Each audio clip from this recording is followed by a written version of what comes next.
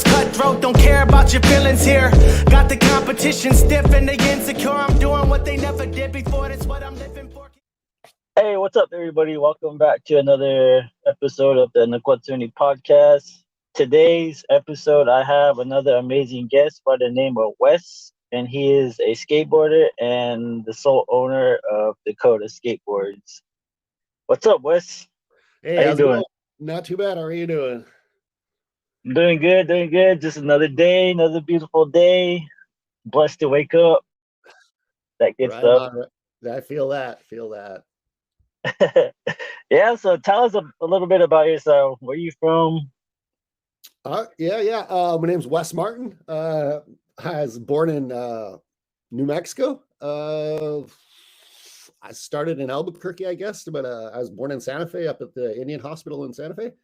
And we were living in Albuquerque at the time, but then we quickly moved out to Zuni. And I lived out in Zuni for a few years. And then from there, we moved back to where my dad's originally from. He's Menominee. And so we moved up to Wisconsin and lived on the Menominee res till I was about 17, 18.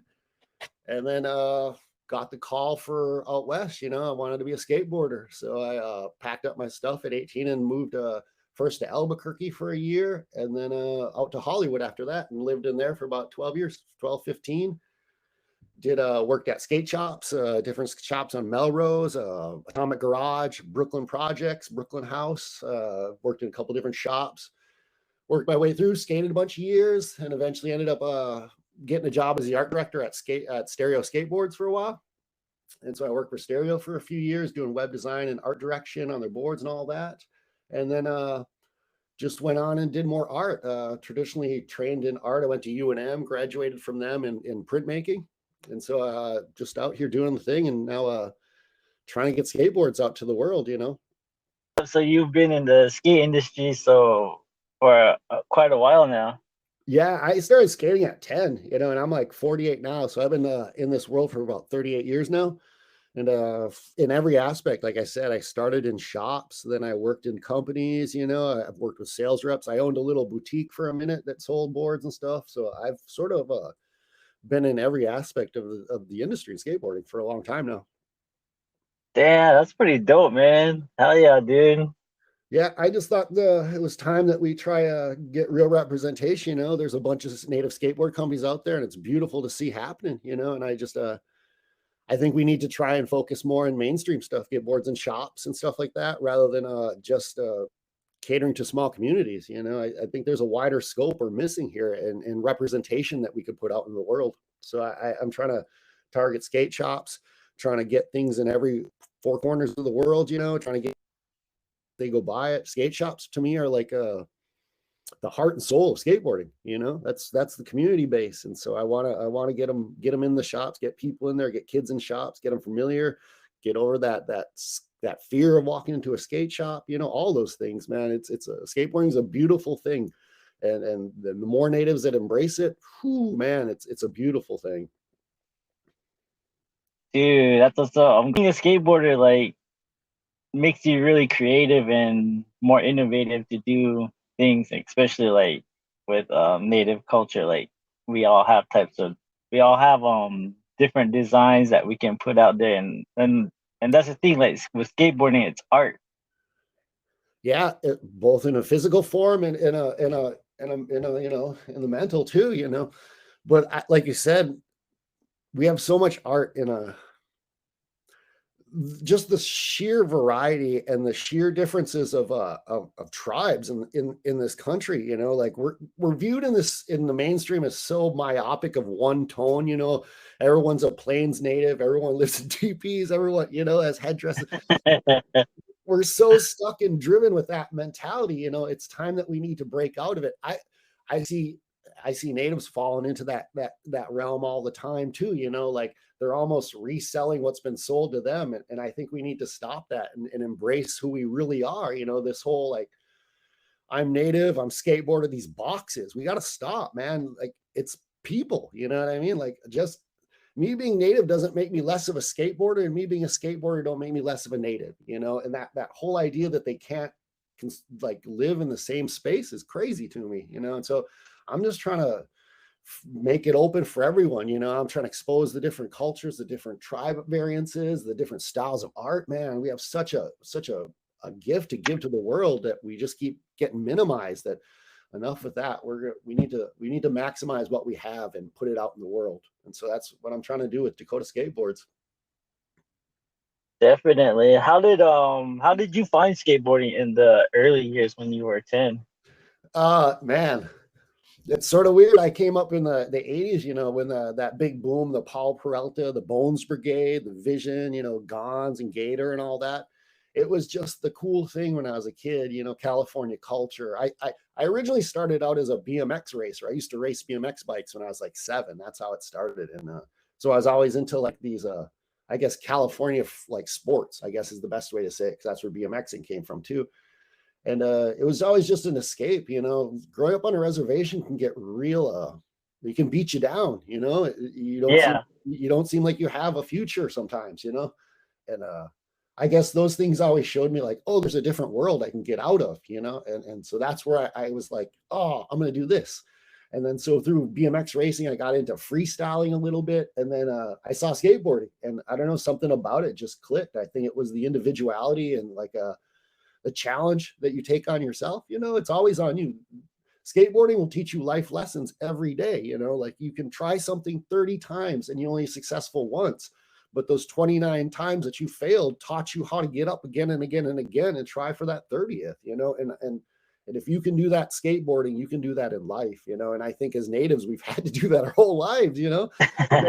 So this age, this is nothing different, you know. And so I think that's how I got into it. Is it seems so familiar of like, do it on my own, you know, like you're here, so do it, you know. And that's how I got into it.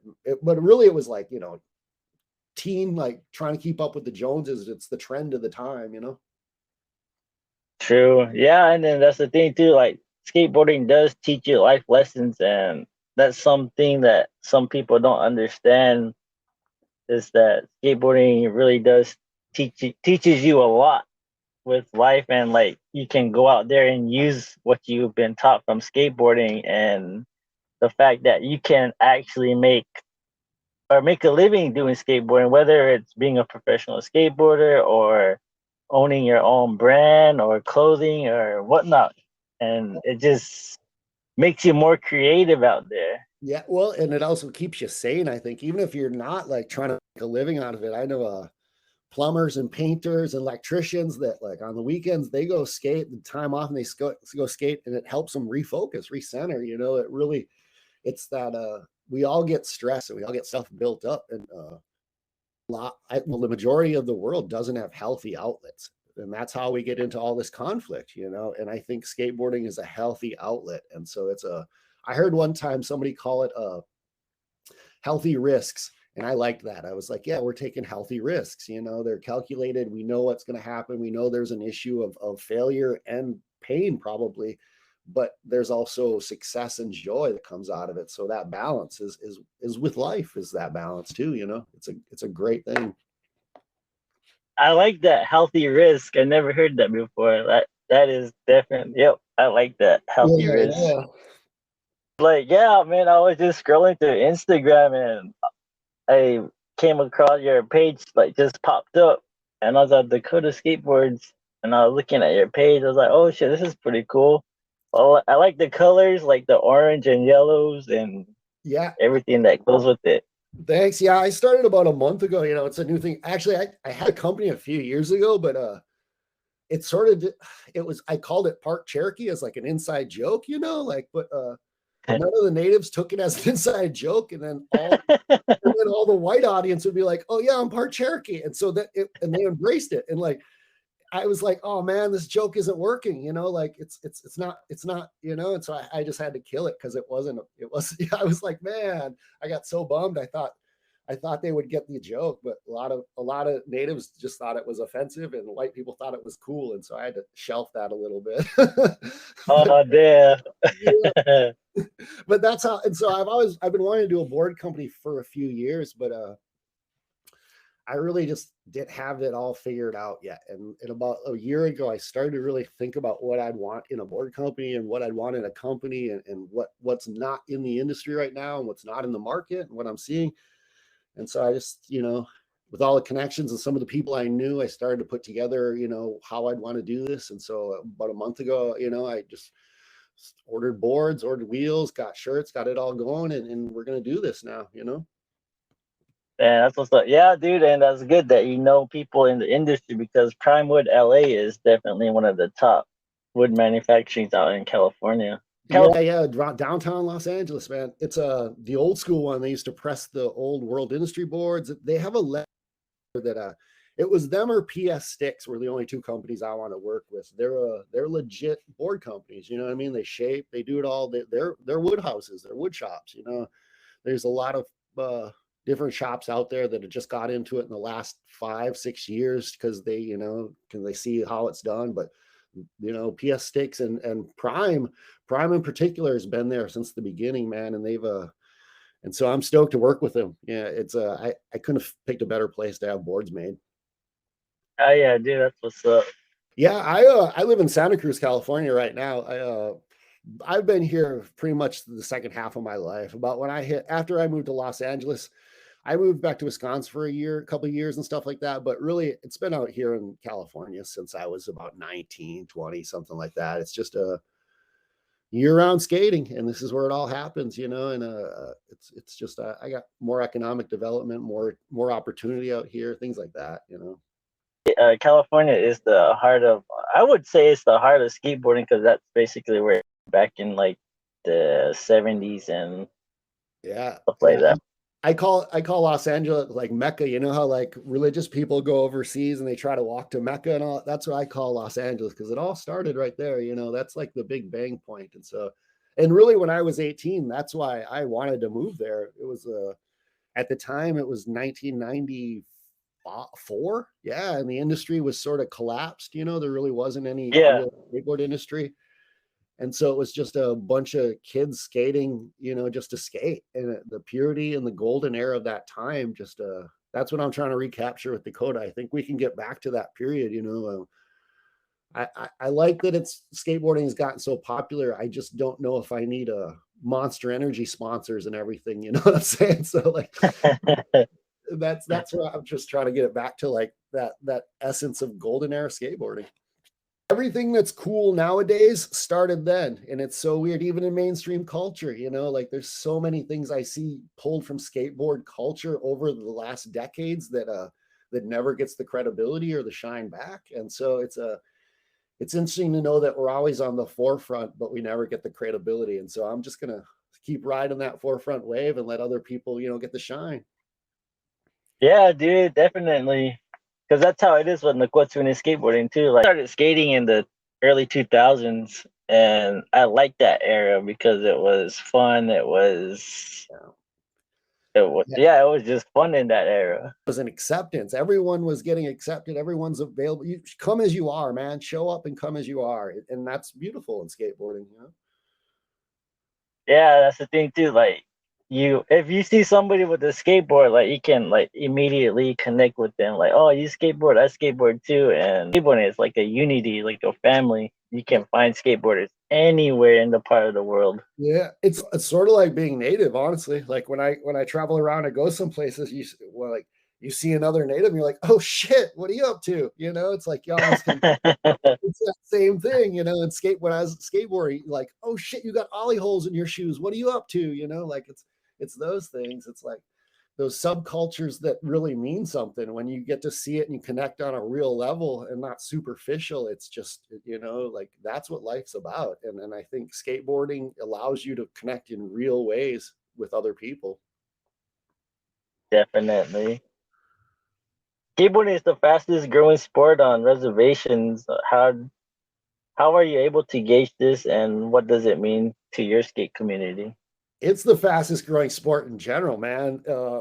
Last 10 years, it's been outselling baseballs, basketballs, football. Like it outsells every sport. And so for me and my community, I guess it's a long time coming recognition wise, because growing up, we always had skaters there. I was one, it's weird to think that I was a native skateboarder on a reservation 38 years ago. You know, like that's an intense thing to think about nowadays when I go and see these different movements on reservations getting parks and these different groups and these youth organizations. It's like, man, that's a trip when there was like 3 of us hanging out in front of St. Michael's Church all in these steps. You know, it's wild to see how it's come. And so I love that we're finally getting the dues that have been long over, you know, and it's beautiful. And I just want to keep pushing that more. And I think it gives kids an activity that's healthy and non-destructive. It gives them an outlet. It gives them a place, you know. Growing up on the res, man, I didn't have nowhere to hang out. You know, I didn't have nowhere to go. There's nothing to do. You know, that's how you get in trouble all the time. That's why there's drugs and alcohol run so rampant. You know, you need these positive outlets. You know, if you're not playing basketball, you're not doing shit. You know, and so like, I don't know. I it's great to see that the community is getting embraced and that and I love seeing skateboarders on my res. Oh my God, I love that. You know, it's like, yeah, it's like it's working. We're finally, you know, like this is where it should be. And it's beautiful. And I think we're finally getting to a good point now. Yeah, because it is awesome seeing like skate parks being built on the reservations and such. Because like all you would see is like basketball courts mainly, like just pop up everywhere. That's it. And Res ball, and that's all you play. Basketball. Yeah, that's all I played when I was growing up. I played basketball and baseball nonstop, you know, and then I found skateboarding and I got even more of a reward from it than those 2 activities. And so and I think other kids can feel that same way. And I think it's a good thing. It keeps them out of trouble. I know it got me out of trouble. If I didn't have skateboarding, I don't know what I'd be doing in my life right now, you know? true, because that's the same mentality I have too. Is like I don't know where I would be if I never found skateboarding because like I grew up on a reservation as well and it was just nothing but basketball or cross country, baseball, whatever, football. Yeah. But basketball was like my go-to. And I did get tired of basketball because it was like the same repetitive thing and it was a seasonal sport. Yeah. And you don't need a coach and you don't need a team, you know, and that's you're your own. Yeah. I guess that's the other thing it teaches you is self-motivation because you have to be your own coach. You know, it tells you self-reliance. It teaches you confidence. And that's growing up in these tougher communities, man, your confidence is destroyed. You know, your self-esteem is just in the garbage, you know. And so when you get to do these things and you're successful in something as small as doing an ollie or going up a curb or something, it's rewarding in ways that's unmeasurable that people in mainstream or white communities don't really know or can feel, you know. And so it means it's a beautiful thing. And I love seeing skateboarding on reservations. It's just I think it helps the kids, you know. I just do. Yeah. And like before skate parks were built on the reservation, it was just like you had to find spots like either because like on my reservation it was just like there was parking lots, there was a McDonald's parking lot, laundromat parking lot, or like the schools. But then like you would get kicked out of those things like really quick. Yeah, same way, man. We had like 1 or 2 parking lots. It was the same thing, and some stairs at a church, and that was about all, you know. And so it's beautiful to see these things happening. Where did you grow up, actually? I grew up in Tuba City, Oh, Arizona. hell Yeah, that's where I'm from, yeah. That's Tuba right. City. Yeah, like I said, I was born in New Mexico. I love New Mexico, man. It's what I still consider home. You know, it's one of my favorite places in the world.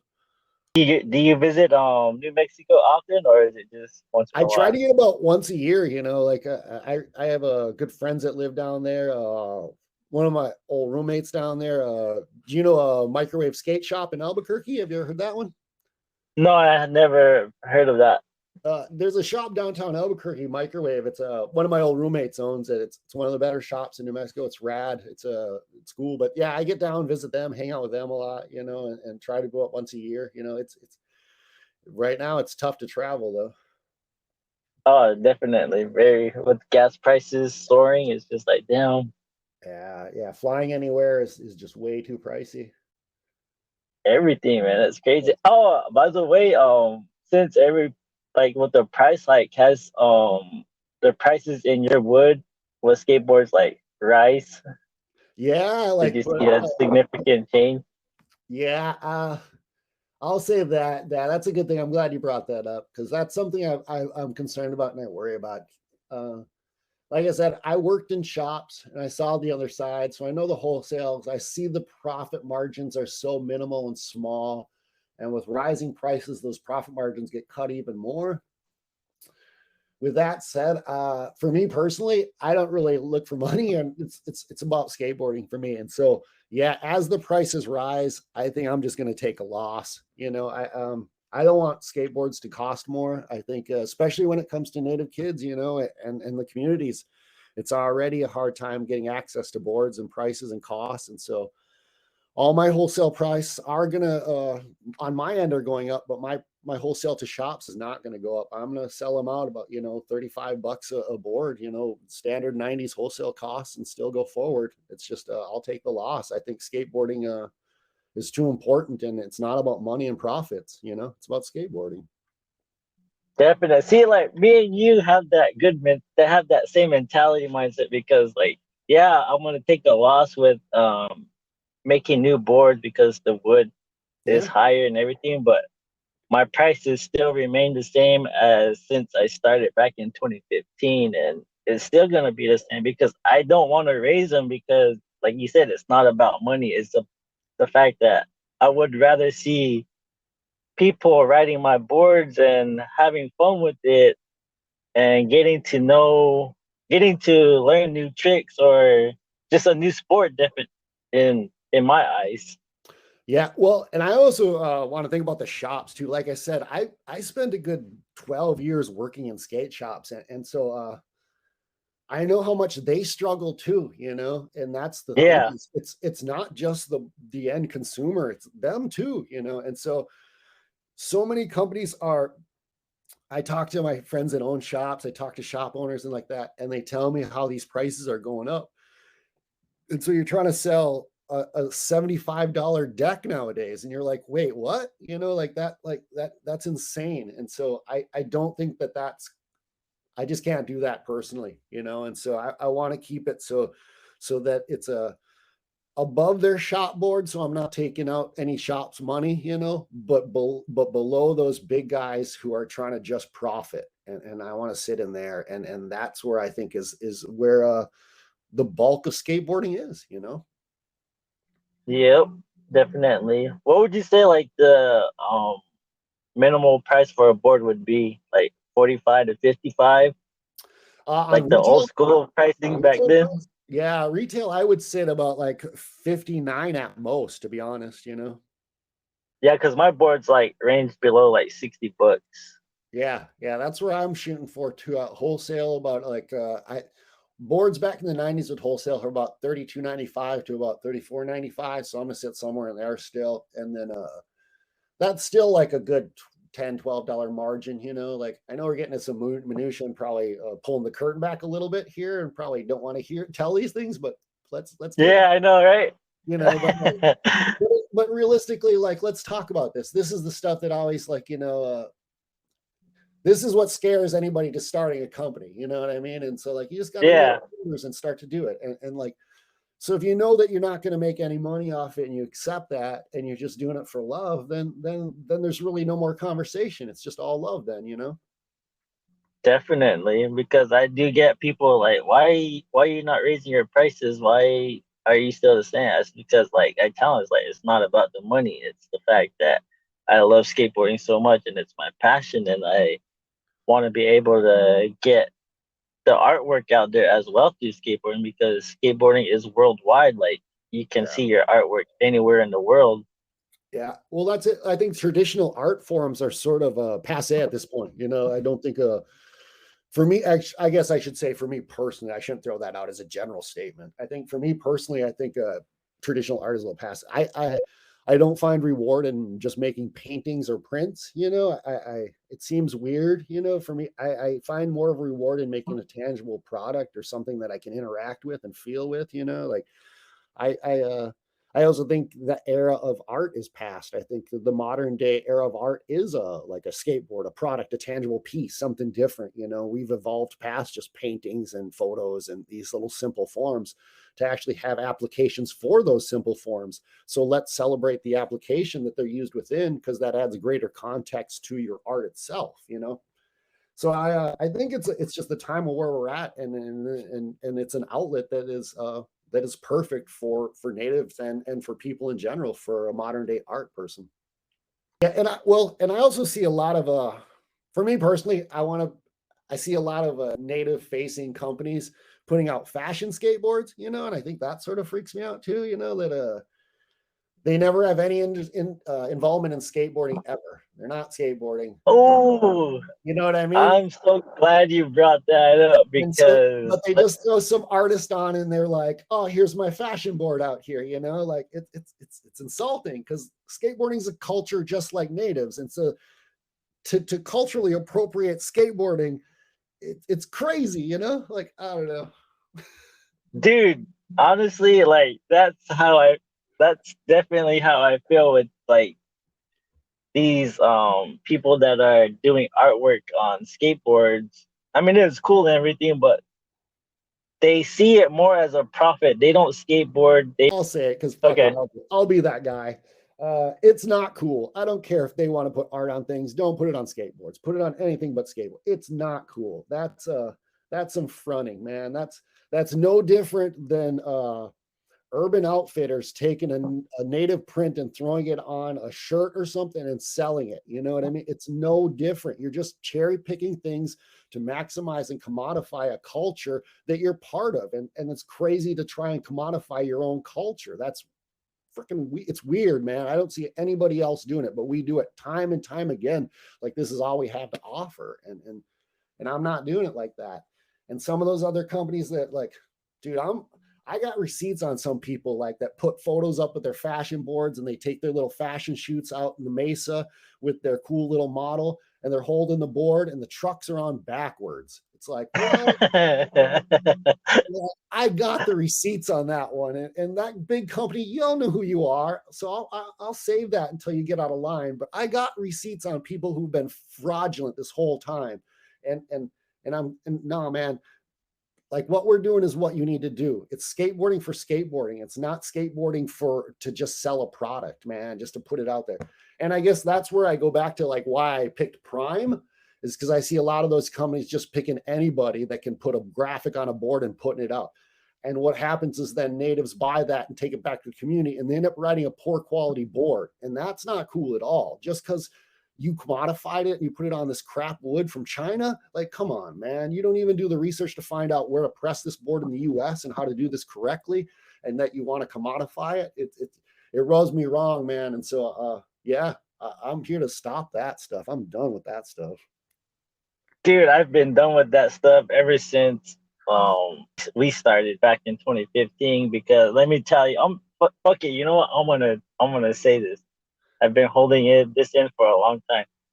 Ever since 2015 we started, there was no Hopi artist out there that was putting graphics on boards, or artists putting anything on skateboards until Naqwatsveni skateboarding came out.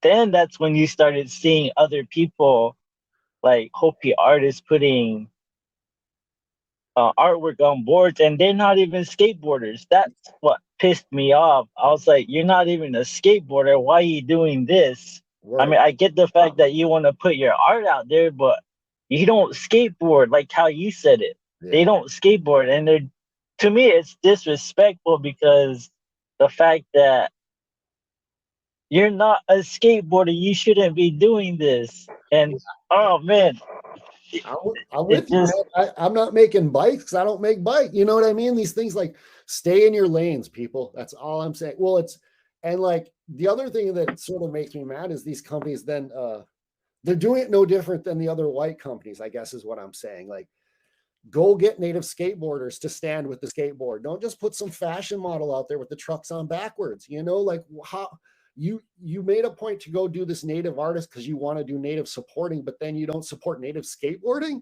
It's like, what is going on here? There's such a detachment of reality that allows them just to sell us like a commodity. And that's not cool, man. Not a commodity. It means too much to the people that do it to let people just fraudulently put it out there for their monetary gains. It's pathetic. Yeah, because I work with artists that respect the culture, that respect the skateboarding culture behind it, and they're the ones that help me design these boards, and that's who I love to work with because they respect skateboarding and they know what skateboarding is. But Yeah. the fact that these other ones out there that they don't know skateboarding, they don't respect it, they just want their artwork on boards, and then they go out and sell it like they buy these blank skateboards off of Amazon, and then that's when they put their artwork, or they paint their artwork on there and stuff like that. Yeah, that's it's a terrible approach, and I'm not doing that, man. I've been in this industry and I've been in skateboarding too long to disrespect it like that. Yeah. So that's why I respect my artists because they're the ones that help Naqwatsveni get to where it is with their artwork on there. And like I said, they respect the skateboarding aspect and everything behind it. And that's why one of the reasons why I work with them. Yeah. They don't put their artwork out there just because.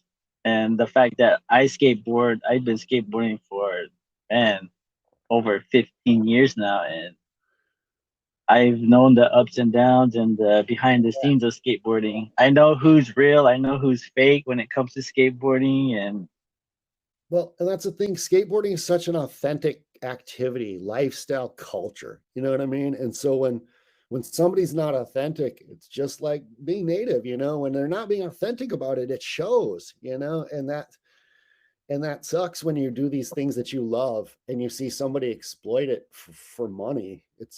You're just like, what are you doing, man? And it gets frustrating and angry. And then so you do like we do. You start your stuff and you start pushing it in the right places, and you support the right people and you do the right things, and you hope you get the right eyes on it. You're never going to get the right eyes though, because the loudest person in the room is always going to get the most attention, and they're 9 times out of 10 they're not the most qualified. So it's just, you got to do what you do and fight the good fight, and I see you doing that, and I applaud it, and I think you just keep doing it, man. Keep fighting. yeah, dude, that's what I've been doing. That's what we've been doing since 2015, man. That's so rad, man. Congrats, man. That's crazy. Yeah, man. But dude, I'm glad that you said that because I've been wanting to talk about that situation with somebody, and I'm glad that person was with you because skateboarding, the ins and outs, Well, dude, like you've been in the game for a long time. yeah, I just see people putting, all right, fuck it, I'll say it. I see people like Stephen Paul Judd just putting little trinkets out in the world to sell it, you know what I mean? Without any real heart and soul or any commitment to it. And that's where it's frustrating to me, and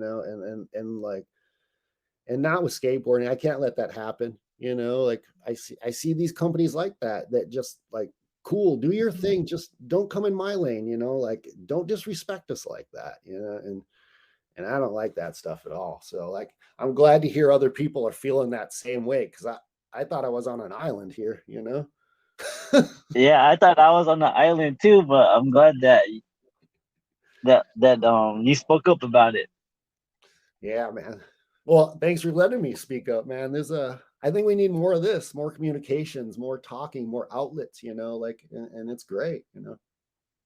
Yeah, that's another reason why I started the podcast because I wanted to get other people on to talk about their stories and their backgrounds of how they started and just have that platform to speak openly and not be censored Yeah, man. because I don't I don't like censorship at all, and I just want to be able to have people speak their mind.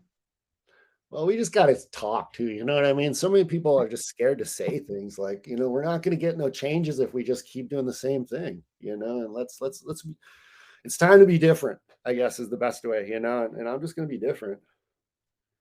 Yep, be different, man. That's all it is. How did you get into it now? I got into skateboarding, let's see, I was doing cross country and basketball back in like my 8th grade year and freshman year of high school, and that's all I did was just sports, and Yeah. I got tired of it. And I would walk home from cross country practice, and I would just see this one skateboarder skating at the same spot every day, like around 5 or 6 o'clock when I would walk home from practice, and he would be skating in front of the trading post in the parking lot. I would see him there like every day for the past 2 weeks, and I just saw like what he was doing on the skateboard, and it looked pretty cool. I was like, oh shit, that looks fun. And one day I was walking home, and I just decided to go up to him and ask him like who he was, what his name was, and I was just fascinated by what he was doing. And his name was Noel Norris. Until this day, we're still bros. He's the one that got me into skateboarding. Man. And ever since then, like I asked my mom and my dad for a skateboard, and we went to Flagstaff one time, and I didn't know nothing about skateboarding, so I Yeah. just went to Walmart, got me a Mongoose skateboard. Yeah. I still remember that board. It was orange with the Mongoose name across the board, and that was like my very first board. And ever since then, I never stopped skateboarding. Man, And that's a beautiful story. I had that same thing. Like your first boards are always these crazy little weird like department store boards. That's what mine was too. And I think that's the testing thing. If you can get past that and you still want to keep doing it, then that's where you're like you're in it for life after that. It's amazing. But I love that you're curiosity. You saw this guy doing this thing. You saw something that made you curious, that made you like that. That's life right there, is curiosity. So many people aren't curious, and that keeps them from trying new things. That keeps them from experiencing life. And to hear that you took that risk and that you got curious to talk to that person is shows your mindset, man. It shows you can do things and that you want to, and that's amazing. And so hats off and applaud you. But that's a beautiful story, man. I love that. yeah, thanks, man. And then like it was just like maybe a couple more months until Christmas, and that's when my mom and them. I told them like I want a real skateboard because I was doing research on what a real skateboard was, and there was like a skate shop in Flag called Big Deal Skate Shop. Hell yeah. So I told them I was like I want a real skateboard for Christmas, and they're like, all right. So they got me my first real skateboard. It was a Ryan Schickler almost skateboard, and it was the one with him with Shrek, like Yeah, him animated as Shrek. dude, that's rad. That was like my very first pro skateboard that I ever had. Yeah, I man. wish I still had that board. Oh, yeah. I managed to hold on to my first like pro board. It was like again, birthday, Christmas presents, one of those things. That's how we get boards. And mine was a birthday present. It's my 10th birthday, and I managed to still have it on. It hangs on my wall, but it's crazy. Yeah, that's skateboarding is a wonderful thing if you can find it. Definitely, yeah, man. The crazy part about that board was it was Christmas Eve when they went into Flag, and the skate shop was like literally closing. Like the guy locked the door. He was locking the door, and my parents happened to like stop by last minute, and the guy was kindly enough to open back up the shop just for them to get me that skateboard. Hell yeah, that's so rad. Flagstaff, man, I love Flagstaff, to be honest. I've been through there a bunch, and there used to be an old park there. Actually, I skated. That was super fun. AZ Peasy or something like that. I think it was called. It was an indoor. There's the there's an indoor one. It used to be like a long time. I'm talking again. This is like 93 or Oh, 4. I see. Hey, I never knew there was an indoor park out there. Yeah, it was super fun. They had if I remember, one side was a little of a bowl mini ramp, and then the other side was a big street course. I remember they just had a big vert wall that was super fun to try and to do stuff on. It was like do frontside ollies on it, just floating on vert. It was so rad. Sick. Yeah, I man. remember those van skate parks that they used to have out here in Phoenix at the malls. Like, have you heard of those van skateboard parks? Yeah. That's rad. Yeah. Phoenix. Phoenix is rad too. Man, that's cool. I like that. Yeah. Because there was a van skateboard park here in Phoenix at the Metro Center Mall, like long time ago. Gotcha. But then Phoenix has built quite a few parks in the last few years, though, too, huh? Like all over. Yep, all over Man, that's rad. the Phoenix Am. They Yeah, used to have it over in Desert West, and then they used to have it over at Rio Vista and Peoria, but now they took it back to Desert West Skate Park. yeah, that place looks rad. Whenever I watch that little contest, Jesus, man, that place looks fun. I'm 35 and like I kind of took it easy on skateboarding because like I do have a regular job, so I can't be doing all the crazy stuff I used to be doing back then. I'm with you, man. 30, 48, and I got a 9 to 5 or two, and there's sometimes I'm walking in there limping, and they're like, "What did you do?" My elbows are all scraped up, I'm all messed up. They're like, "What are you doing?" I'm like, "I promise, I'm just skateboarding. I'm not doing anything crazy." That's where the healthy risk comes into factor. It's just it's one of those things. It's like I had to go see my doctor like a week ago, and like they were asking me about certain things. I tweaked my ankle the week before, and I was trying to hide it from them and stuff like this, because I don't want them to like put me in an air cast and ask me these questions and stuff. To me, it's like, oh, it's gonna be okay in a week, you know what I mean? But if I tell my doctor, then they're gonna think it's a big deal. It's it's like, oh, Right. it's just skateboarding. You learn to a perspective on pain, like, and what's healthy and what's not, and you learn to fall, and I think that's a big thing in life, to learn how to fall. Learn how to fall and get back up, man. Yep. Yeah, yeah. What is the message behind Dakota Skateboards? Have fun.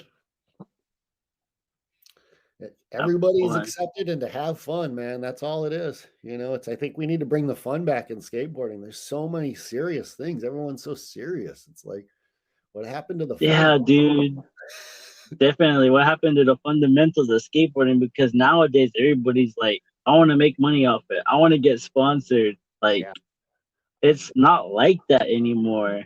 yeah, Back then in the early 2000s, it was just nothing but fun. Nobody really cared about sponsorship or money or nothing like that. But now, like in this new age of skateboarding, like it's just like everybody wants to be sponsored or make money off it. And it's just like, damn, where's the fun in this anymore? That's kind of one of the downfalls, like, got me was like, man, skateboarding doesn't seem fun anymore. Everybody's just so serious. And the yeah. fact that everybody's at the skate park or at somewhere else and they're just on their phones. I'm like, fuck, man. Yeah, that's it. Like, for me, it's when I'm at the skate park and I see 9 and 10-year-old kids roll up in their groups, and the first thing they do is pull out their phones and start to film, like trying to get their clips and clips and clips. And I'm like, man, what happened to just rolling around and fun? You know what I mean? Like, it's like, yeah, I don't know. It's weird, and it's changed, and it is what it is now, and it might be just the old guy in me thinking it's bad, and it might not be bad at all. I just don't know, because I don't have that perspective or that youth. So I've just been trying to embrace everything that people do. But for me, I just wish they would have a little more fun and not worry about that reward. Yeah, dude, that's, oh man. But what can you do, right? Yeah, I just roll up and yeah. just have fun with skateboarding. That's right. Be the example is all you can do. And that's it, just be that example. And then hopefully they follow suit. And everything is like, True. goes in circles, man. And I think I see the industry right now going back to where it was in that early 90s, where small companies are cool and embraced, and everyone gets to be their own person. And it's not about, Mountain Dew and doing all these weird big sponsors and, like that stuff. It's back to just like being skateboarding. And so I see it going back to a good place, I guess is what I'm saying, and less of that happening. And so I'm excited. And that's sort of why I started Dakota right now, is because I see us going into a good period of time for skateboarding right now. Maybe not financially, which is cool with me, but I see it in a morality and mentality way. I see us going into a great direction here. Yeah, dude. And the fact that too, the thing that I like about where skateboarding is going now is that you see all these skateboarders like who are like hardcore partiers back in the day, and then you see them getting their life back together with fitness and eating Yeah. right and doing all this good stuff. I'm like, oh shit, that's pretty cool. They're taking it as a full lifestyle and not as a hobby anymore. You know what I mean? You're embracing Yeah. it. Well, I guess that's what I'm saying is like so many people, I see so many like putting that skateboarding and native and their lives all in separate boxes. And I think you can just be, I don't think you need boxes. I think you can just be. And that's all I want for our company, is just to be, that's how I am. I am who I am, and I don't want to do anything else except be me. Yeah, just be you and things will follow. So how often do you guys throw out boards, and when you do, how do you sell them? Do you sell them direct, or are you trying to get in shops? And how do you approach your company? The way shops, I tried doing shops like in the beginning, but then I just kind of like um went away with that stuff because like I wanted to be able to do it on my own. Sure. I mean, I could get into shops, but I kind of just wanted to do it on my own and whatnot because I did when I put my boards in shops in the earlier days, like for some reason, like it didn't sell because people didn't know the brand or whatnot. Yeah. And I Well, was just like, I think that's okay. See, that's always been what I thought, and that's always been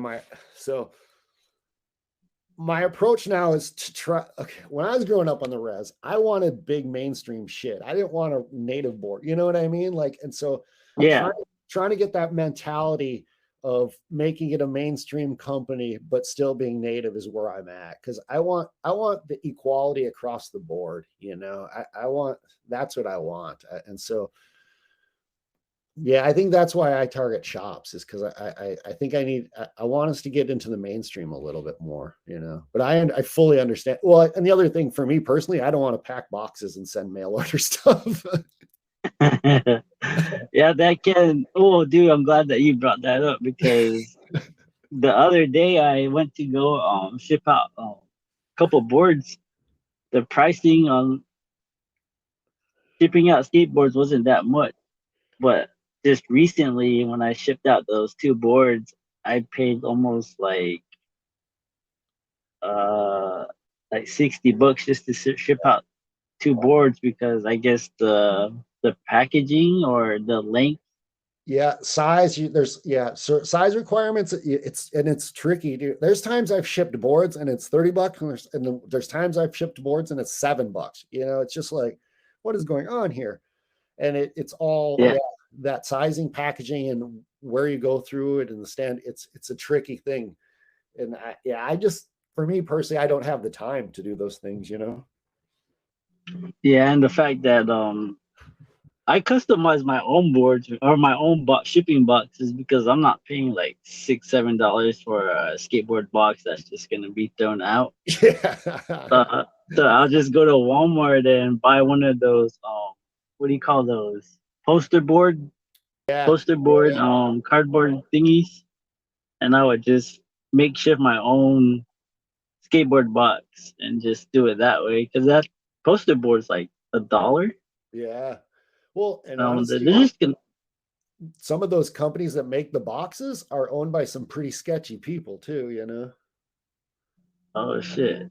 Yeah, like Uline and all that. That woman and the man and woman that own that company, Uline, they're like, they've given billions of dollars, millions of dollars to work against native rights. They've given millions of dollars to work against unions. They've given, it's just like, they're crazy, terrible people. And like, so there's those issues too that I worry about with shipping too, is I can't find an American-based, eco-friendly, recyclable packages that don't give money to really shitty causes to cause us trouble in life, you know? So Yeah, dude. there's all those little factors as well too. And so, yeah, man, it's a weird world to try and get boards out now. Dude, crazy world, man. Crazy world. So yeah, that's what I do, man. Because like, okay, let me say like to the post office, and I was just like going in there, like, all right, I'm gonna ship out a couple of boards. Because usually before it cost me like $15 just to ship out a board, but nowadays it's like 30. Let's see, how can I? If I remember, there's shipping, and on top of shipping, I guess like anything longer in length, like 30, Yeah, 30 inches in length, is surcharges. like Yes. they put on like another $15 or something like that, and that was like something that was really new to me. I was like, what the heck? Yeah, that's it. I'm just trying to avoid packing boxes, I guess is the best way for me. And that's why I was gonna try. And I sort of built the model behind Dakota, like to remain a small, built around shops for a small number of shops, these things like that. You know, I'm not trying to invest too much in there and get in over my head and things. And so there's some ideas and concepts behind it to try and target shops to keep us a little bit more frugal than getting stuck chasing that shipping stuff. I just can't do it personally. You know what I mean? It drives me nuts.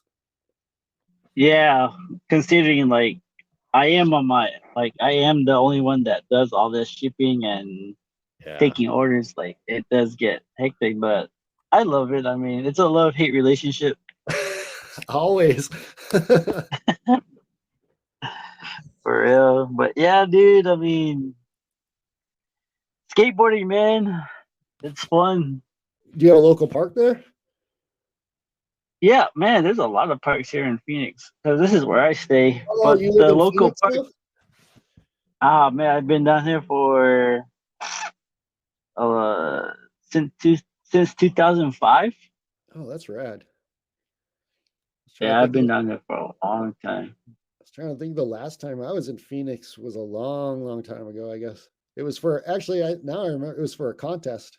Like we did this amateur contest at Phoenix way back in Tempe, like in 93, maybe something like that, 94. Damn. Yeah, it was crazy. It was in some basketball court. There again, we're back to basketball courts. They just set up these ramps in a basketball court, and it was like I think it was an NSA contest because there were pro teams there. Like Powell was there, the what do you call it? ATM Click was there at the time, or maybe they were 60-40. The Firm was there. There were a couple teams that were there. It was weird. Dang, I love the Firm. Bob Yeah. Bernquist right there. Yeah, it was like early Firm. I think Ray Barbie was there and Matt Beach, if I remember right.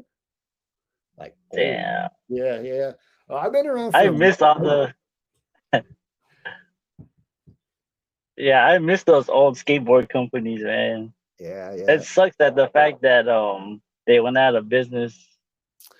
Again, I think Firm was just a family-run thing. Lance and his wife, you know, and sometimes you just when your life doesn't allow you to do these things, you know, it just overtakes it at times. I think that was it. It just got to be too much for them to handle at one time, and so they had to shut it down. Yeah, I can understand. You know, yeah. family, they have like kids. You know, he's doing these other things, and so yeah. And again, that was a time in skateboarding where it was going through a weird change. Yeah, skateboarding goes through a lot of changes. It has its ups and it has its downs, and then at one point back like in your like I think it was like in the 90s, early 90s when skateboarding like just completely faded out, and like back, like it started coming back in like 98 or 99 or whatever like that. Yeah, that's where when I moved to Hollywood and Los Angeles, there was pretty much no industry whatsoever. It was like everyone was wearing white t-shirts and riding everyone else's boards, and you know what I mean? There was none of that this is who I am stuff. It was like there was 12 of you doing this thing and doing whatever, you know. And so it got to be fun. And I see a little of that coming back, you know, people wearing each other's company shirts and supporting each other just for the sake of it, you know. I like that. Definitely. What are some of your favorite skateboarding spots that you can remember? Oh man, Jesus. Uh, I've gotten to skate a lot of places, I guess. Let's just say that. That's from all over, like 38 years I've skated a bunch. One of my favorite places is in Las Vegas, Circus Hotel. Behind Yeah. behind there, they had these there was these tracks, and on the backside there's an industrial thing, and they had these things that were called the circus bumps, and they were just loading docks that were a perfect pyramid out of nowhere, and they were always so fun. That was one of my favorite spots to skate. USC, the ledges at USC before they put the dirt in and the poles in, those ledges at USC were my favorite. Los Feliz Elementary School, the banks were always my favorite. Venice, the Venice Sand Gaps, that's some of my favorites, And then Albuquerque, oh my God, the plaza downtown, all the ditches. Everyone says Indian School, but man, there are so many other ditches out there to skate. Man, that's what I love. The ditches in Albuquerque are my favorite things to skate, probably out of anything. Sweet. Yeah, Hey, you've been all over. That's pretty cool. Yeah, well, yeah. You do it long enough, you end up in different places doing weird stuff, That's one thing I love about skateboarding. Like, it can take you places. Yeah, like I say it all the time to my wife and all that. Everything I know and everyone I know in life is sort of been through skateboarding. Even every job I've ever gotten has been a result of skateboarding. Every person I've ever met has been a result of skateboarding. It's in every facet of my life in some way, shape, or form. And so it's gotten me this far. And so I'm just going to keep riding with it. Yep, same here. If you could learn any trick, what would you relearn? Ooh, man.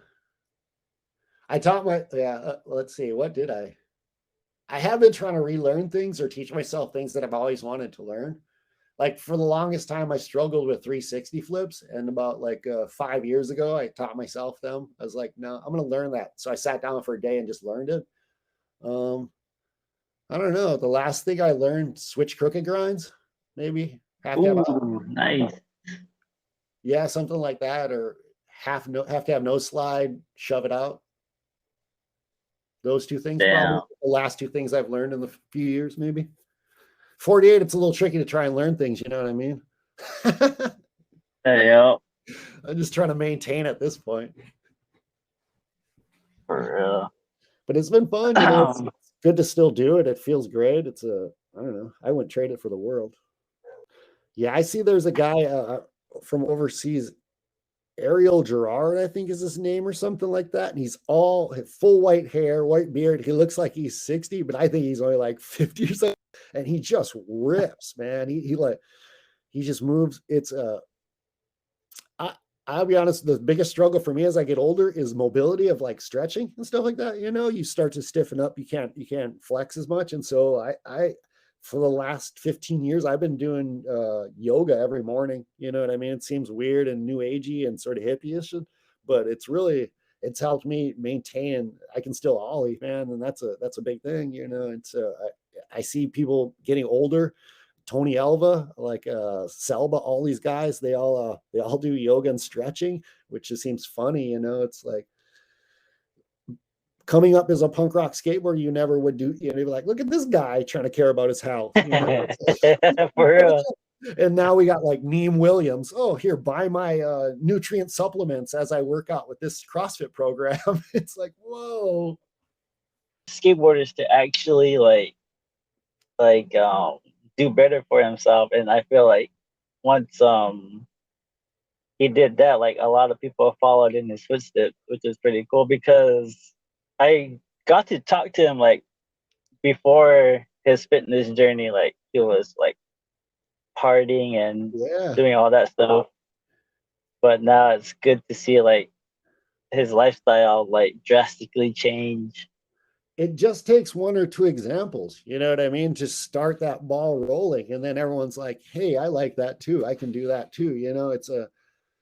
good or bad, bad examples, people follow bad, good examples, people follow good. And it was just, I think he hit up at the right time and he made a life change. And it's hard not to be inspired by somebody who likes their life so much and to make that big of a change, that's Yeah, everyone can be like, oh, I can get behind that, for real. But it's good seeing him do good for himself and bettering his health. man. Yeah. Because when I met him, he was like really skinny, and now he's like all bulky and like fit. I'm like, fuck. I'd take half of that, man. Jesus, that kid is like toned as crazy now. And I'm like, wow, I'll take half your energy. I'd be good, bro. For real, much respect to Neen Williams. Yeah. Oh, and the other thing too, Tony Hawk, he just Broke not his too long ago, femur. like broke his femur, and now he's back on the board again. I'm like, God damn. He was I watched a podcast of him talking about that yesterday, that he has that wolf and versus hawk versus Yeah, wolf. Wolf and yeah. Yeah. And he was talking about that yesterday, how the outside world always looks like, what are you doing skating after all this stuff? And he's like, he limps, when he walks, he can barely walk. And he was explaining how easy it's basically easier for him to do these simple skateboard tricks than it is to walk, because he's done skateboarding so much in his life. I was like, man, that is so funny. As an outside perception, you would think he's being more dangerous, and realistically he's being extremely like cautious. It's really funny. Crazy how he's back on the board after doing that. Yeah, well, healthy people require, like, you get healthier fast, Like the more you're healthier, like I guess you could recover faster.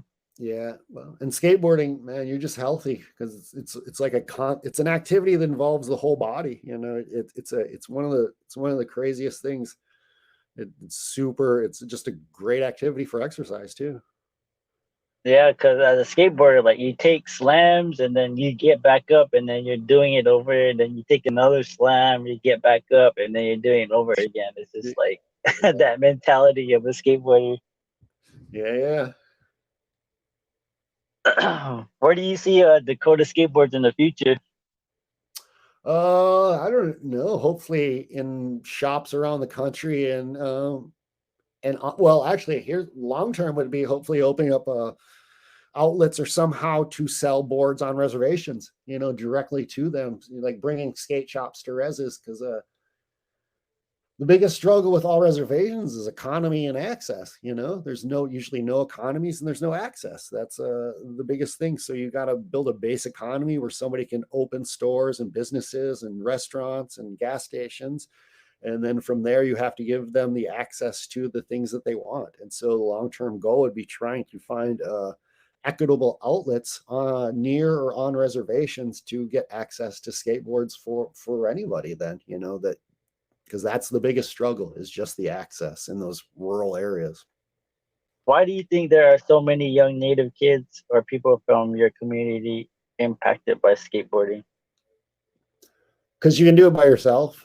It's there's, you don't need anybody. You don't need anything. You just got you and your skateboard. And a lot of reservations are already isolated. And so when you can find an activity to fill that isolation time, you embrace it. And again, they're positive. The only other outlets where I grew up was drinking or sports, and I really wasn't into drinking because I had an alcoholic dad. And so I wanted sports, and those traditional sports didn't really appeal to me because I didn't want to coach.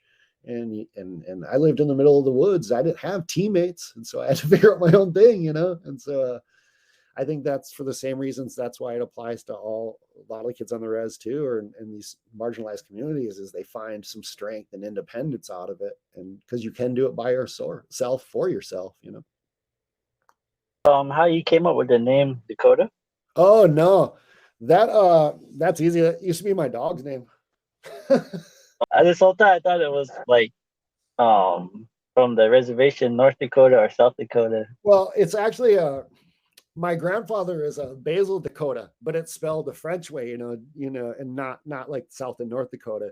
And so I sort of taking it from that, But then I had a dog that was like my first real dog, special love of my life, that was named Dakota at the same time as well. Just coincidentally, we got her from the pound and she was named that. And so Oh wow.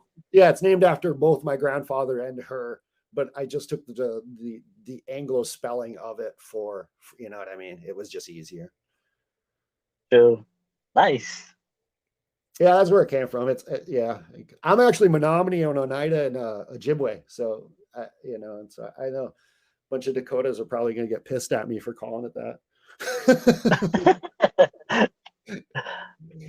I doubt it, but Yeah, nah, I'm just playing. you have any you have any advice for young skateboarders that are interested in getting into skateboarding? Yeah, just do it and reach out to people like you did. You know, skateboarders are they might look standoffish or not approachable, but they're usually pretty cool. You know what I mean? They're just excited to have somebody around them, you know, meet people, be part of a culture. So if you're interested, go up to a skateboarder, go up to a skate park, you know, grab a magazine, buy a magazine. That's how I got into it. I started buying magazines or getting them from the library or any of these things, you know, and just do it, I guess is what I would say is and this is sort of for life. The biggest hurdle for life is just getting off the couch, you know, like too many people just stay on the couch. And so it's get off the couch and go skateboard. Yeah, I'm glad that you brought up the magazine part, because you don't really see skateboarding magazines in stores anymore. Everything's like online now.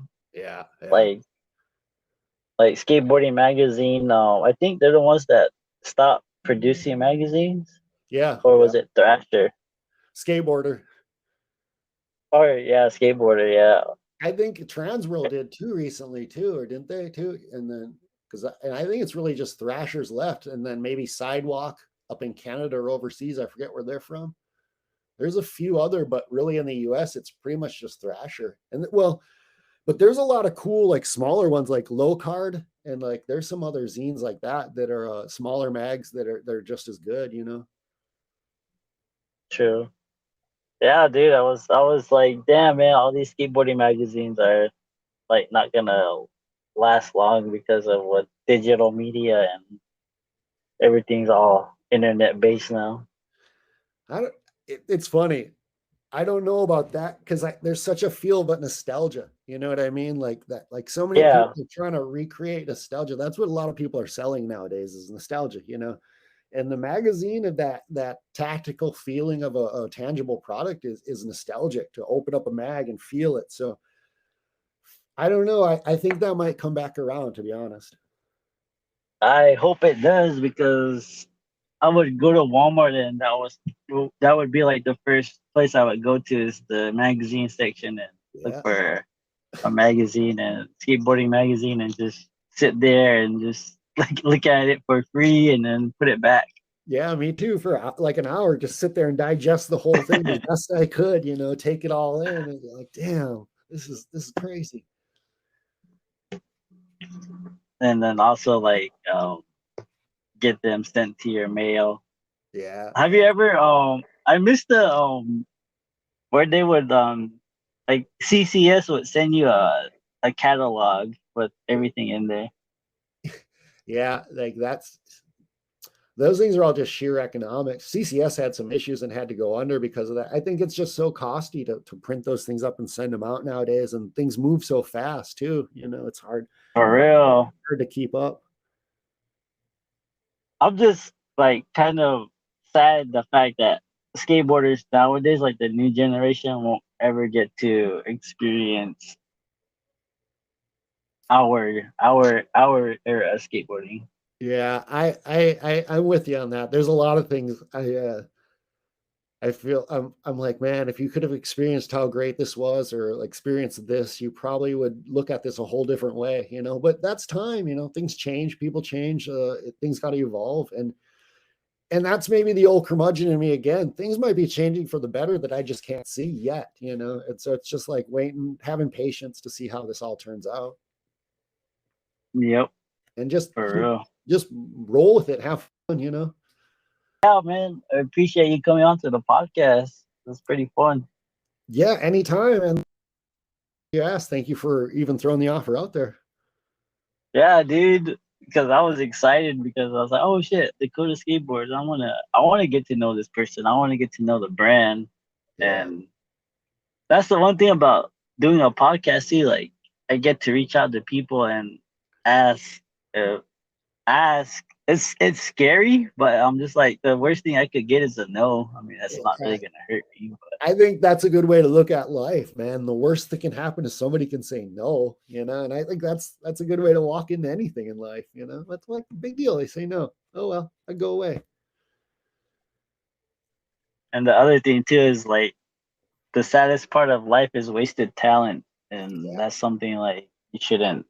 If you're given a talent, like don't waste it. yeah. Get off the couch. Seriously, that's the biggest lesson I can ever tell somebody in life. Get off the couch and go try. All you're gonna do is fail. Like big deal. Try again. And actually, in failure is just you're just learning experience, not even failing. For real. Yeah, thanks a lot, Wes, for coming onto the podcast. Thank you, man. Appreciate it. Thank you for the time. Thank you for letting me talk a lot of shit. It's great. Thank you. For real, dude. Like that's what the podcast is for. Like, just it's not censored or nothing. So Well, I'm here if you ever want to get back into this or talk about anything else, and I'll definitely keep you in mind when we're doing things in the future to let you know. definitely, man, that'd be awesome. Hopefully, one day I'll go out to California. What part of California? Santa Cruz? Santa Cruz, yeah, sort of up towards the Bay Area, up near San Francisco. Yeah, if you ever get in the Bay Area, let me know. I'll meet you up there. Come check it out. Hell yeah, dude.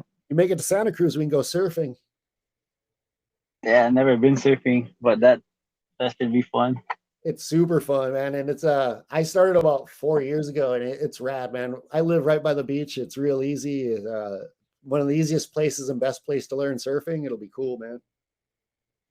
Sweet. The one thing that I get freaked out about surfing is like the sharks or Yeah. shit like I don't that. know where I stay. It's like it's a mellow cove where they don't come in because I'm the same way, man. I grew up in the woods. I was scared of bears. I have a healthy relationship with nature, man. I'm not I'm not poking nobody, man. I get that they're there and they're bigger than me. It's cool. I get it. As long as there's no sharks, then I'm cool with it. Nah, we're good. Shit. But yeah, dude, I'll definitely make something happen soon. Rad, man. It's great talking to you. Thank you for the time. Yeah, you're welcome and awesome. Yeah, I gotta go to work now. Have a great day then. Yeah, it's fucking hot out here. Yeah, I believe it. Always is there. So hell yeah, dude. I appreciate you coming on, even though it was like last minute or. Oh no, anytime. And if you want to do this again, write down other things, ask. We can get into more stuff. When I worked at Stereo or any of the old skateboard days back in the 80s, 90s, if you want to know any of that stuff, definitely. Yeah, we'll definitely get into that on part 2. Yeah, sounds great. Oh yeah, man. All right, man. Appreciate it for hopping on. Yeah. Take care, bro. We'll talk soon. All right, cool. Later. Peace. So, that's all I got for you today on this episode. Please do me a favor and share the podcast. And if you want to support Naqwatsveni Skateboarding and the podcast, don't forget to head over to our YouTube channel, click that subscribe button, like the videos, and comment. Those quick and easy things really do help us to reach more people. Also, don't forget to visit us on our website at squareup.com/Naqwatsveni Skateboarding for the latest Naqwatsveni apparel, such as shirts, skateboards, hoodies, hats, grip tape, stickers, and more. Until next time, y'all have a good one. Fuck off for listening.